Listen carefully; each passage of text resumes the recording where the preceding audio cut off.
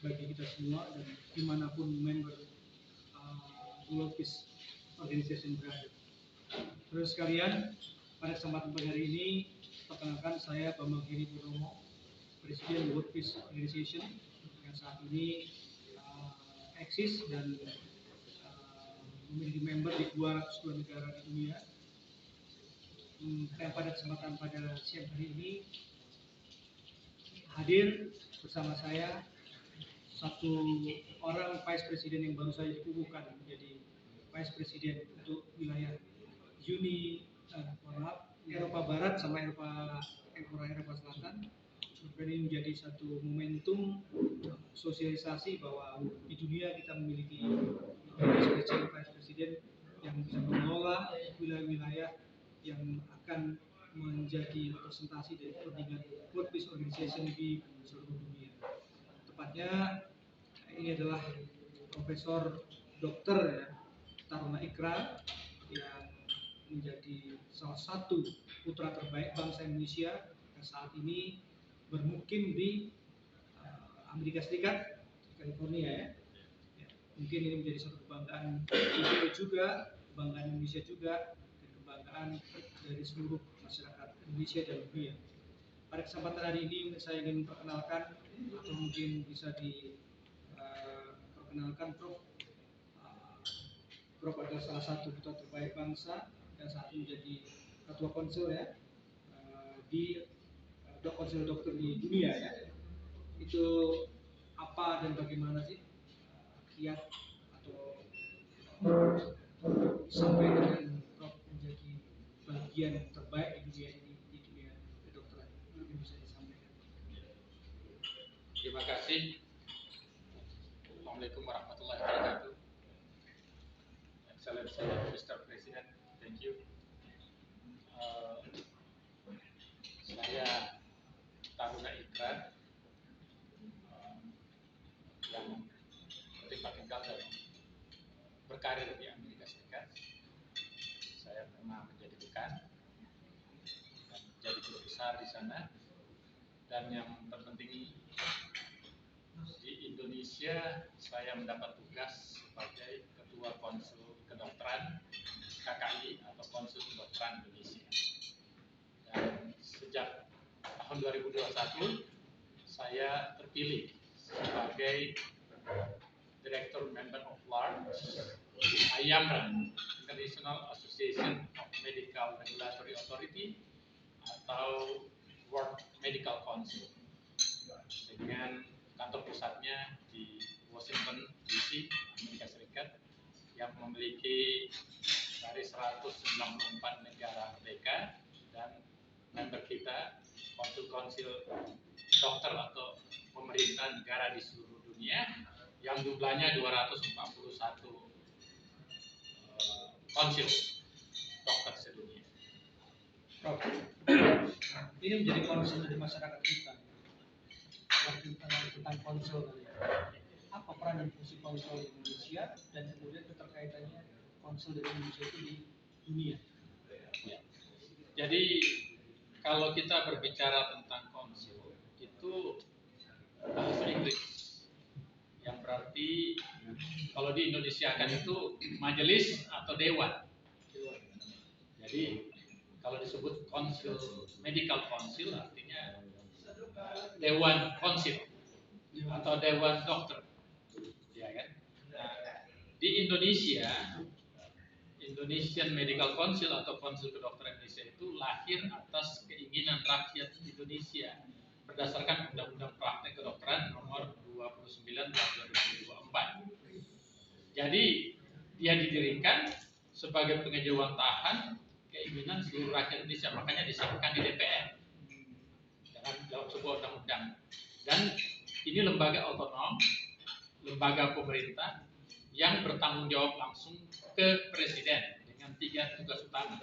Tugas yang pertama adalah registrasi, yang hubungannya dengan kunci untuk menetapkan apa yang disebut dengan surat izin praktek. Jadi registrasi atau STR, surat tanda registrasi. Yang kedua, fungsinya adalah untuk penetapan standar pendidikan kedokteran. Di semua tingkatan, mulai S1, S2, S3, atau mulai spesialis 1, spesialis 2, dan seterusnya.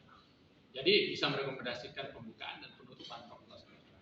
Kemudian yang ketiga, Konsil Kedokteran Indonesia bertanggung jawab untuk pembinaan. Jadi seluruh dokter yang ada di Indonesia dibina, yang kerja di rumah sakit mulai dari sampai dengan rumah sakit besar itu dibina oleh Konsil Kedokteran. Jadi ini lembaga negara, bukan organisasi masyarakat. Kalau Konsil Dokter Sedunia atau World Medical Council atau International Association of Medical Regulatory Authority itu adalah kumpulan lembaga-lembaga yang setingkat Konsil Dokter Indonesia yang bertempat tinggal di seluruh dunia. Artinya ada dari konsul kedokteran di Amerika, konsul kedokteran yang ada di Eropa, yang di Afrika, yang ada di Asia dan sebagainya menyatu, yang jumlahnya 241 konsil atau 241 lembaga negara dari seluruh dunia yang kita ada kelola sekarang ini. Jadi itu posisinya. Jadi termasuk untuk transfer pengetahuan teknologi kedokteran itu menjadi tanggung jawab konsil. Sebagaimana program mengetahui ya bahwa kami ini non-government organization, NGO, tapi yang concernnya pada gerakan moral perdamaian dunia.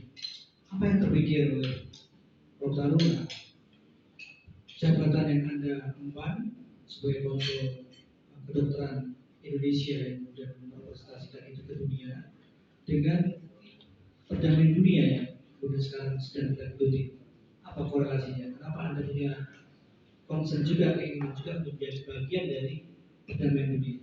Ya, terima kasih. Jadi intinya kita sadari bahwa perdamaian dunia itu menjadi hak asasi sekaligus everyone responsibility. Setiap orang mempunyai tanggung jawab dan sangat dekat kaitannya. Seperti kita ketahui bahwa kedekatan posisi lembaga International Association of Medical Regulatory dengan World Health Organization atau WHO dengan Dr. Tedros di WHO itu kita punya sangat kedekatan karena tentu sumber daya manusia untuk menjalankan pelayanan kesehatan itu sangat terkait dengan tenaga medis, tenaga kedokteran, baik dokter maupun paramedis.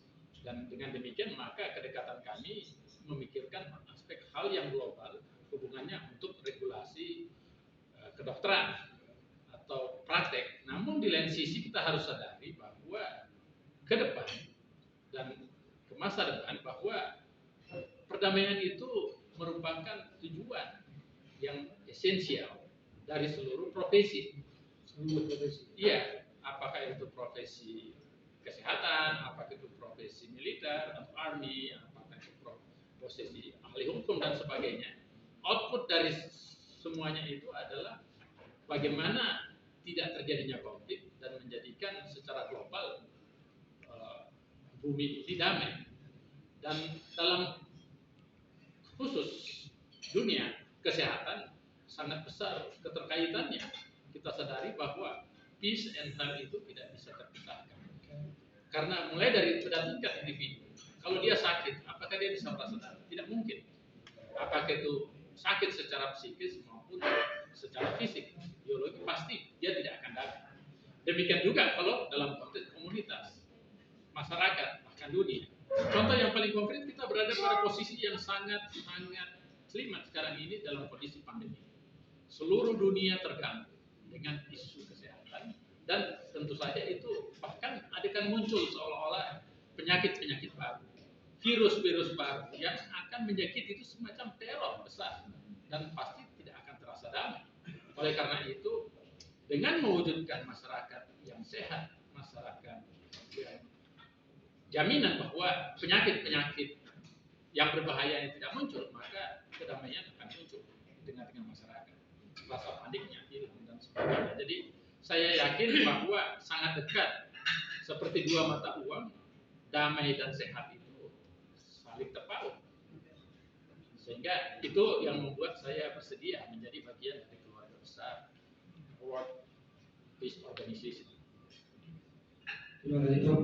Satu lagi, apa yang menjadi strategi unggulan Anda untuk bisa mengimplementasikan visi organisasi damai dunia ini dalam konteks profesi Anda sebagai dokter untuk diimplementasikan kepada wilayah kerja Anda di Eropa Barat dan Eropa Selatan?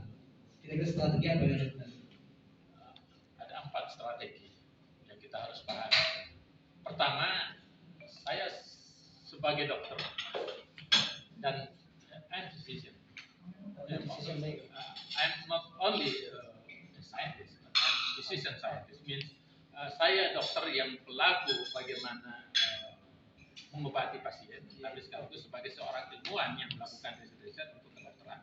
Nah, dalam konteks itulah maka paradigma berpikir saya untuk bagaimana mewujudkan perdamaian di wilayah kerja saya, yaitu West and South Europe. Kita harus sadari bahwa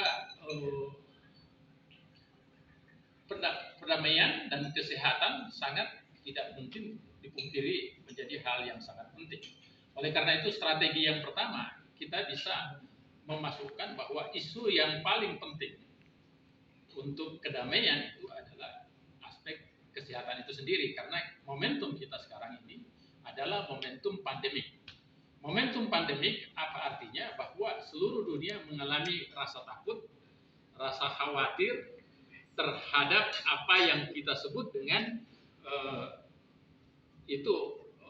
pandemik itu sendiri, akan munculnya virus baru, apakah itu virus corona, virus hepatitis, monkeypox dan sebagainya, dan berbagai macam penyakit-penyakit berikutnya. Itu yang pertama. Jadi ini menjadi isu global sehingga kita masuk dengan strategi itu yang pertama, yaitu bahwa pendekatan kesehatan itu untuk terjadinya perdamaian itu sendiri. Yang kedua, tentu karena posisi saya sebagai pemimpin lembaga dunia, yaitu IAMRA, International Association of Medical Regulatory Authority atau World Medical Council, tentu ini membuat mudah bagi saya untuk mengontak minimal menteri-menteri kesehatan seluruh dunia, termasuk yang ada di Eropa.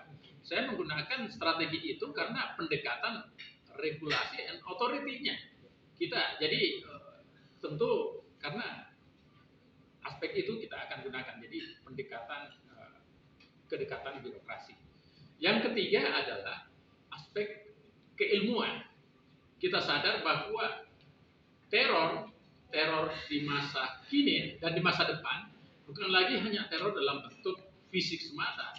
Nanti ada bom bunuh diri di situ, ada itu, tapi ketakutan dari teror dari segi aspek pengembangan teknologi yang berupa pengembangan senjata biologi, mutasi virus dan sebagainya. Ini bisa menjadi kekuatan senjata sendiri, sehingga dengan pendekatan keilmuan ini maka mulai dari aspek-aspek perguruan tinggi yang ada di Eropa dan Eropa Barat ataupun Selatan itu bisa kita dekatin dengan pendekatan keilmuan. Kita transfer pengetahuan, transfer kebutuhan pengetahuan itu ke kampus-kampus. Dan yang paling urgen saya kira yang terakhir adalah bahwa kita berada di era sosial media sekarang ini. Sosial media itu kita pahami itu bukan hanya memberikan kemudahan bagi kita, tapi yang paling penting adalah apa yang kita sebut ancaman. Karena sosial media itu memang dalam hitungan detik bisa kita ketahui, jadi sudah kayak global parah. Tetapi apa yang terjadi di ruangan ini dalam hitungan detik sebentar upload di YouTube itu sudah beredar ke seluruh dunia. Nah, aspek ini bisa membuat orang bisa berkomunikasi, bisa membuat dampak yang bagus, tapi harus diingat, sosial media atau digital system ini berdampak sangat negatif juga. Bayangin kalau di situ ada bullying, ada memperlihatkan hal-hal yang merupakan sesuatu yang tidak perlu diperlihatkan, orang malu dan akhirnya bunuh diri. Dan ini menjadi ancaman terbesar juga, sehingga perlu kita melakukan pendekatan tersebut tadi untuk secara prevention, mencegah jangan sampai aspek negatif dari globalisasi sosial media ini menjadi tak terbentuk. Bukan kita mau hambat sosial media itu, tapi aspek negatif supaya tetap bisa berdampak bagus. Saya kira begitu. Jadi ada 4 tematik. Saudara sekalian, seperti yang sudah kita dengar tadi, Prof. Taruna Ikra menyampaikan 4 strategi di dalam kepemimpinan beliau nanti dalam organisasi perdamaian dunia atau the World Peace Organization. Mudah-mudahan itu menjadi landasan kita, memotivasi kita untuk ikut serta menjadi bagian dari perjuangan beliau di wilayah kerja Eropa Barat dan Eropa Selatan. Saya kira itu. Terus yang terakhir, Oke. kita sadari sekarang lagi perang Ukraina dengan Rusia. Saya kira itu banyak faktor politik dan sebagainya. Dengan keempat pendekatan tadi, tentu aspek khususnya dia Rusia dan Ukraina kita bisa lakukan pendekatan secara spesifik juga, karena saya kira ini sangat terkait dengan kebijakan Amerika. Dan kebetulan saya merupakan warga kehormatan di Amerika. Jadi tentu ada kedekatan-kedekatan itu untuk melakukan strategi itu. Saya kira begitu. Ini luar biasa, korelasinya sangat erat sekali dengan World Peace Organization, dengan peran serta beliau menjadi warga kehormatan Amerika sekaligus ketua konsil kedokteran di dunia. Saya kira begitu. Saya ucapkan selamat kepada Prof. Ikra. Terima kasih. Selamat bekerja, selamat menjadi bagian keluarga besar dari World Peace Organization. Demikian saya sampaikan kepada seluruh masyarakat dunia kebersamaan kami dengan Vice President World Peace Organization untuk wilayah Eropa Barat dan Eropa Selatan. Mari kita ucapkan salam perdamaian.